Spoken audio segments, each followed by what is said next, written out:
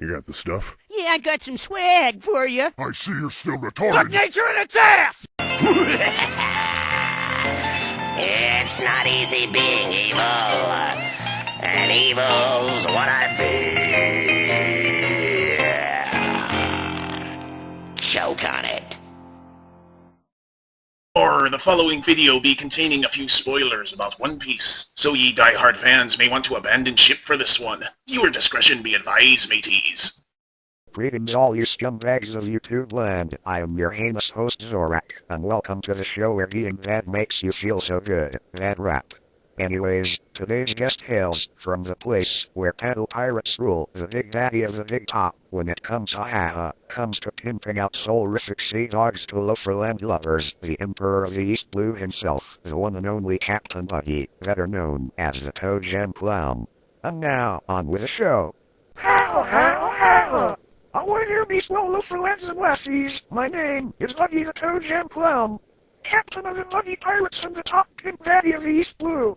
And let me tell you, that status is so flashily swell in the tender toes. Yes! Now then, a lot of you may remember me as the recurring bad guy from the Shonen Jump anime series One Piece, who started out as the main villain of the Orange Town arc and pretty much the Log Town arc in the East Blue saga. I would later become flashily infamous during the Summit War saga, such as my flashy escape from the Until Down prison, and there are even allegations that I have become one of the Shishibukai, or Seven Warlords of the Sea, and am now working for the anti-Elysium world government. With that said, it is no stretch in the context of Luffy stretching his elastic steppers all over his literate soulmates in the Straw Hat Pirates, his Ketchum Clan DSX, or my various corn clientele stretched to the imagination as to why I would be featured on an episode of Bad Rap. Anyways, let's clear things up with some home truths, starting with a relationship between me and the Straw Hat Pirates.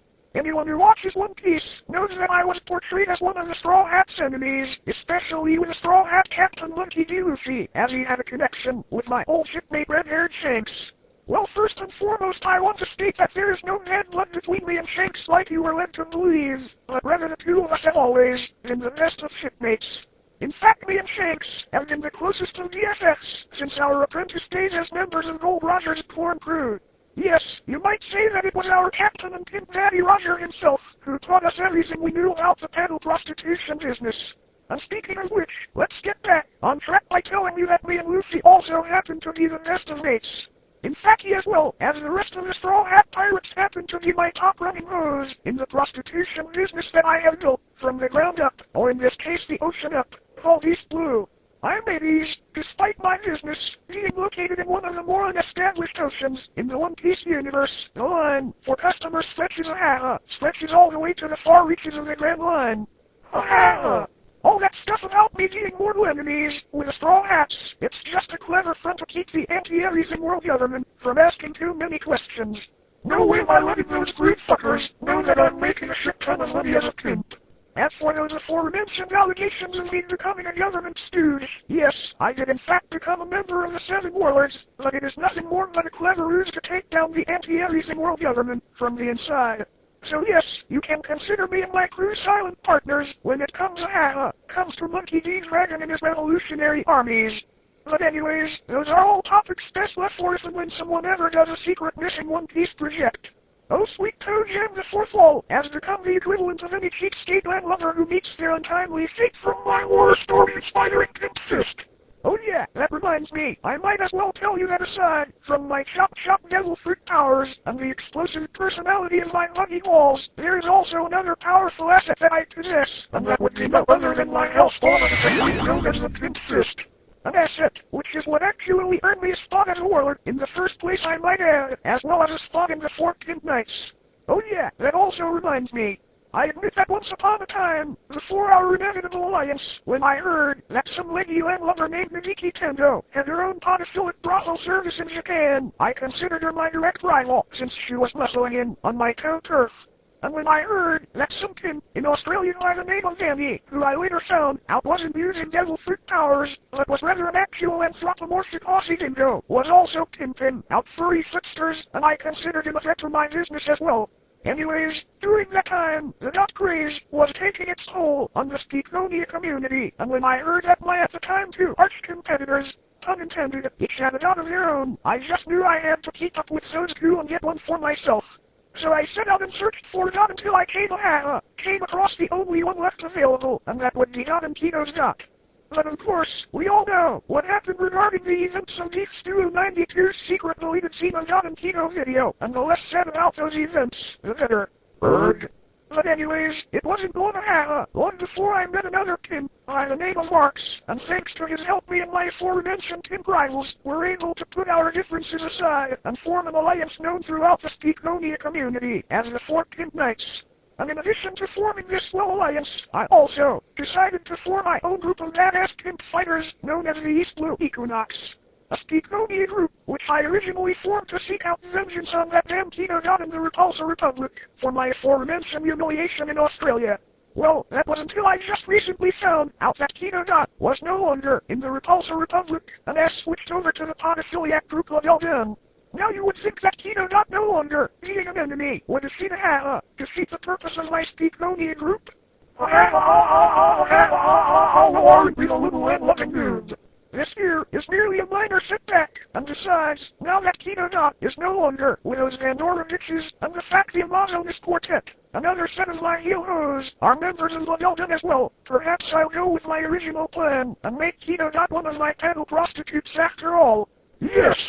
By the way, the one who gave me the heads up on Tito Dot's sudden switch was no other than the recently redirected Fire Fist Ace, who is now the leader of this new pimpin' group called the Port Spectrals, who are planning to become major allies with the East Blue Equinox. Yes, that will be swell. Speaking of which, let's focus more on my aforementioned badass group. Now then, aside from my aforementioned crew members in the Buggy Pirates, there's of course my first right-hand man, or should I say right-hand woman, Queen Alvita, who runs most of the pimping rackets in the East Blue territory. She has the powers of the smooth devil fruit, which really puts the emphasis on those slippery pancakes. Also, aside from her trademark pimp iron club, she just recently learned this new Negra mode technique, which allows her to revert back to her original form for any clients who try to rip us off. And it was these assets alone that has earned Alvita her spot as the head pimp of the Logtown branch. Yes! Next is my second right-hand man, Django the Hypnotist. Not only is he the group's advanced choreographer, but he is also the head pimp of the Syrup Village branch. His hypnotism skills really come in handy for any of our cheapskate clientele. Well, except during those moments when it backfires on him. Berg. Moreover, Django is also doubling as a Navy officer to help in spying on the world government and their prudish activities. Hachi the Octopus Man, who is the only bisexual member of Arlon's Fishman pirate group, has just recently become the head pimp of Mermaid's Cove, with his top-running mermaid Nicola, beating Kane the Mermaid. She might be sick as a plank most of the time, but she really knows how to hear the goods. Wink. Then there's Papadu the Starfish Man, who is not only Hachi's pimp and second in command, but also he is the president and CEO of Criminal, one of the biggest fashion line brands in the Grand Line. Anyways, aside from running the Fishman Island length of my services, Hachi is also good at swell money saving tips. Joining Hachi in the accounting department is Galdino the Candle Man, the former Mr. 3 of the Root Works, who was also a major ally during my aforementioned escape from the Impel-Down prison. Also, his pimp and wax powers really make a great asset, as he heads the Cayuga Island brothel in the Grand Line. Now I would also like to take this time to mention that like my other pimpin' allies in our swell alliance, I would like to announce that after eventually finding the lost Gildist treasure of Captain Longfellow, plus the profits I collect from Papadu's aforementioned fashion line, and the donations provided by such entrepreneurs like J. Thaddeus Toad, Count Dracula, and Captain Jane Took, who is one of my biggest clients. By the way, I have expanded East Blue into a massive franchise, with branches reaching all across the 7 seas and beyond. For example, the Village of Beautiful Women from Johnny Grotto is Australia's #1 stop for foot fappers. And yes, I will confirm that the Village of Beautiful Women is actually located somewhere off the southwest cape of Tasmania. How's that for hidden establishment? I would also like to announce that since there are so many new sexual orientations popping up in the Speakonia community, I've decided to expand my horizons and convert East Blue into a multi-sexual brothel service.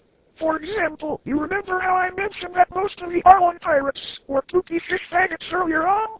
Well, it just so happens that the leader Arlon is the head pimp of Arlon Park, which is the biggest gay brothel in the East Blue. Lowell Hancock, a fellow warlord and yet another world governmental eye on the inside, has recently been crowned the head pimp mom of Amazon Lily, who sells out female prostitutes to both lesbian and bisexual female clients. Moreover, the other two Morgan sisters, Marigold and Sandersonia, are both male prostitutes. Just look at that slender midriff action. Wink. Now I'd like to take this time to introduce some new members to the East Blue Equinox, starting with no other than Deek's version of King Koopa from Super Mario. Not only is he the head pimp daddy of the Darkland Ranch selling out his Koopalings for total pleasure, but also he is the proud proprietor of the latest fast food sensation, King's Koopa Koopa, which is now an official East Blue food establishment. By the way, our Aussie clientele might be interested to know that we have also formed an Australian branch of the group. Yes! For example, the previously mentioned Village of Beautiful Women is being pimped out by no other than Melissa the Amazon from the second Johnny Bravo pilot, seen in this photo with a handful of her best customers in a Conde Alpha. Next is the TV network head Larry Stackett from Gloria's house. Larry's been needing a new gimmick for his network since that Dorothy Perfect joined the Anti-Foot faction. And after a little business negotiation on my part, I was able to convince Larry to change his network's entire lineup, and now Channel 5 is Chilville's first and only East Blue porn channel. Another pimpin' Aussie is Captain Shelley from Your Ambrosis Skippy, who runs the East Blue brothel in Bushtown. Who, by the way, is the Australian cousin of that Darkwing Duck villain Tusker Meany, who now makes a living filming amateur pornos. Ha ha ha! Next we have the Kangaroo Mutt Brothers from The Adventures of the Little Cola, who now run a gay brothel in New South Wales. And even though they're still a little sore at the Marnie Lunch for their crushing defeat during DJ Swell 69P's last secret missing episode, they're considering letting bygones be bygones and bury the hatchet with them, literally. Next we have our soul eater representative Death the Kid, who not only kicks some swell ass with his two female assistants Patty and Lizzie, who also double as his pimp guns, but also, Jesse was successful in converting Fusion Academy into the East Blue Death City branch. Things from that branch would be running a lot more smoothly if not for Jesse and his personal vendetta against his cousin, Lelouch v. Britannia, from Code Geass. Just a little more hidden establishment for your viewing pleasure. Meanwhile, in Death City, Sending some assholes your way to the death dimension. Lelouch, I will end you! Go ahead, try and stop me! I'm crazy! Lelouch! Transmission over! Quick! Change the channel! Next is Sweet and Dingo from Sonic Underground, who have become my head jumpers in Robotropolis ever since I defeated the Robotnik of that show's continuity. Yes, someone should make a secret missing episode to explain that the Robotropolis of that series is actually located in Photophonia. Now I mentioned that I originally formed my group the East Blue Equinox to wage war on Keto Dot before she was turned over to the swell side. But because those Repulsa rejects were the ones to foil my chances with her to begin with, I've decided to focus my rage towards that self-proclaimed Queen Cracker Eater Repulsa and her leader Wicked Wenches. Helping me in taking down those Pandora bitches is the future Senshi Sailor Pluto, who is also the head pimp of East Blue's Crystal Tokyo branch. Pluto has held a personal grudge against Rita Repulsa since she captured Chibiusa Tsukino to create a clone of Black Lady. Moreover, there should be a secret missing episode of Sailor Moon Art to pick up on these events. Yes, that would be swell. Also, since that prude pirate Gecko Moria, the former warlord, whose spot I happen to take by the way, is now a member of the Anti-Foot faction, you can bet your last drop of foot sweat that me and my fellow pimps are currently in the works of taking down that heel-hating Bilgerat as well.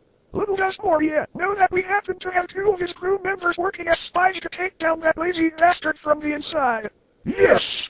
Helping us with war strategies against these unswell groups is Francis Frankie Duttweiler from the animated series Wish Kid.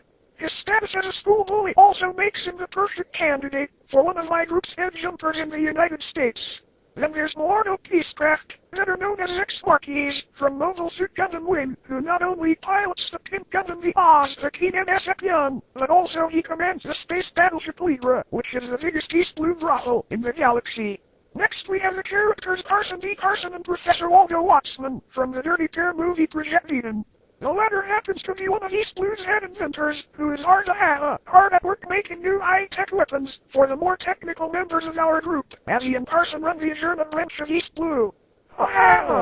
Also, I would like to point out that my secret laboratory happens to be the Adjurna branch of Medical Mechanica, and I am currently in the works of creating a new type of sexual life form, called the Sedena. Moreover, I still need to get some minor bugs worked out, but once I have completed my research, oh sweet Gilbus, it will be oh so swell. Hahaha. Thank you, Professor, for that swell bit of input. And seeing as Watchman got to put in his 2 cents, why don't we let some of our news members come out and share some details about themselves, starting with this one here.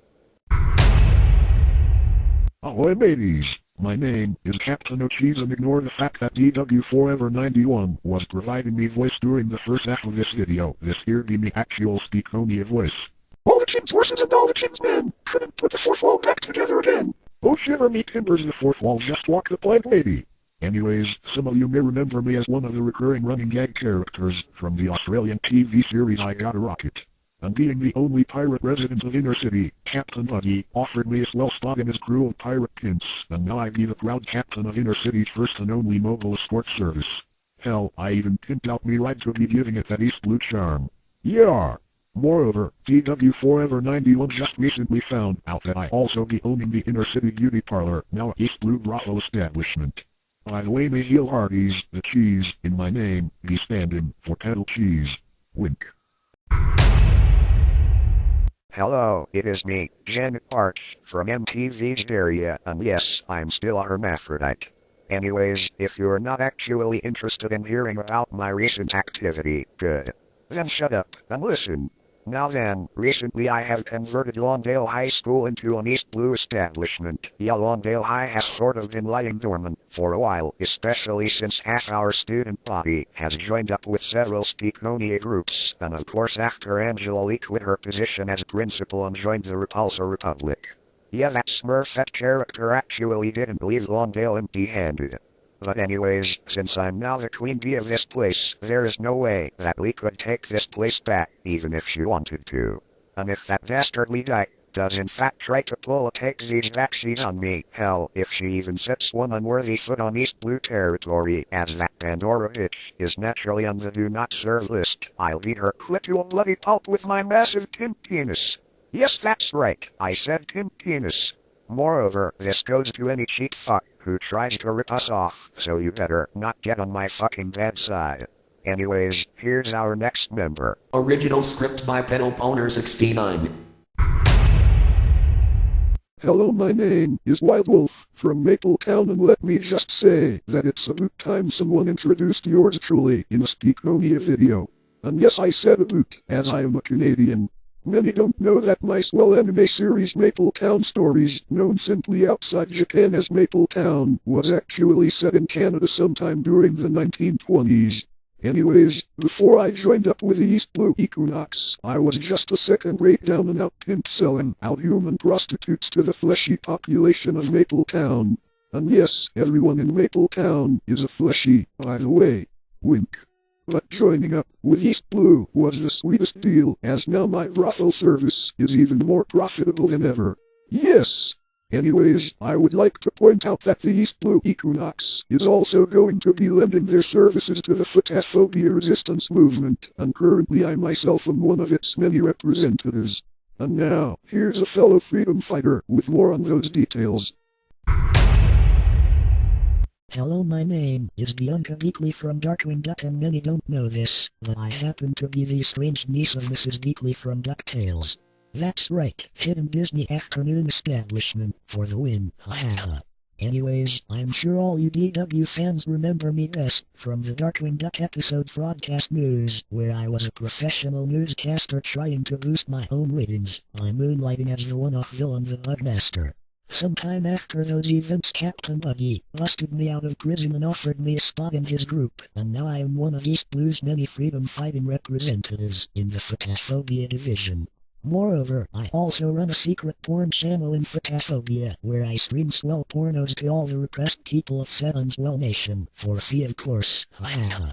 And since I'm working for a pirate, I also steal valuable treasures from the crude masses to give to my new boss as signs of goodwill. After all those trinkets are wasted on those prude fuckers. Anyways, like those kangaroo butt brothers with a horny bunch, I'm still a little sore at Darkwing Duck for ruining both my career as a news anchor and a supervillain. But now that I'm a member of East Blue and a freedom-fighting rebel, I'm considering burying the hatchet with Darkwing and becoming major allies with him and his group the Darkwing Den.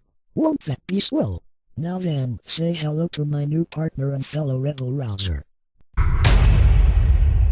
Hello, my name is Neptunia, and like my pussy partner Bianca Beakley said, I am one of the freedom-fighting members of the East Blue Equinox, helping to liberate all the repressed sea life in the oceans of footaphobia. And yes, you heard that pussy statement right, I am a lesbian, and you can best believe that I puts the tuna in tuna tugging. And despite my aforementioned partner being bisexual, she still knows her way around a cabbage bush. Wing. Well, enough about me. Let's say hello to our newest recruit in the rebellion, and let me just say, the appearance may shock you. Special thanks in advance goes out to BeefStew92 for giving DW Forever 91 permission to use this character for our next member. That's right, bitches, it is me, Oscar Langley Shikanami, the sickest fuck in the universe, and no, you're not imagining things. I did in fact join up with the East Blue Equinox. So yes, I have parted ways with the Ketchum clan to help fight those crude fuckers in the Speakonia community as part of the rebellion. Why, I even formed a temporary truce with my old Penny Lunch rival Crystal Peppers, just so East Blue can have even more Speakonia group allies. Anyways, I am currently stationed at Water 7 as the head pimp of Frankie House, with the members of Frankie family being my head jumpers. Now you're probably asking, why Water 7? Well, aside from being the main hub of shipbuilders in the One Piece universe, Water 7 is also the secret location of Nerve's Grand Line Branch, which is where my own personal EVA Unit 2 is currently being held. Moreover, that sexy scientist Professor Waldo Watsman, with some help from the Galley Law Company, is currently working on my Unit 2 to redesignate it as the East Blue's Pimp EVA. But anyways, being part of the East Blue Equinox was the sweetest deal, as I get to truly express my true badass nature, especially when it comes to showing those footaphobic cunts the errors of their ways. So to all you footaphobes out there, you best not cross my path. Especially if it's my time of the fucking month. And yes, I do have a PMS mode. Did you think my TV series counterpart was the only one? Oops, sorry about that. Force of habit. Haha. Ah yes, that PMS mode will make quite an asset to your pimping group. Anyways folks, when we return, Captain Buggy will give us some more details about his future plans in the Speakonia community. Alright boys, you're up. Hey there, Sviatoslav! Yes, what is it, Dmitri? Are you knowing what the easiest way to be breaking the fourth wall is? Tell me, Dmitri, what is the easiest way to be breaking the fourth wall? Why, a commercial break, of course! Well, I can't argue with you on that, Dmitri. Now if only someone could break that bad habit of yours.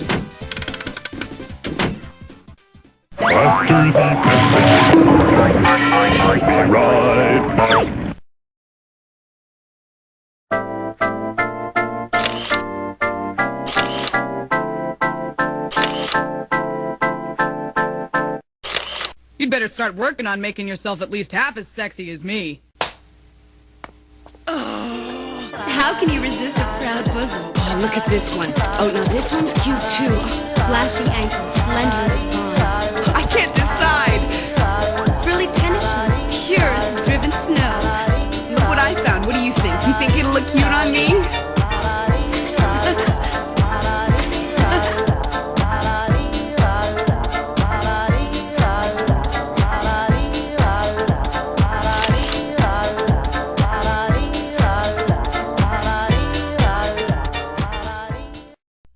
It's time for Vacation Spots of the Universe. Today we visit Rockadoo. Ah, yes, lovely Rockadoo, where you'll enjoy breathtaking views of mountains and flower gardens. Feel free to smell the roses, but watch out for those pesky wongleback beetles. There's a 4-star hotel with all the modern amenities, including extra-large microwave ovens. Be careful, that's hot.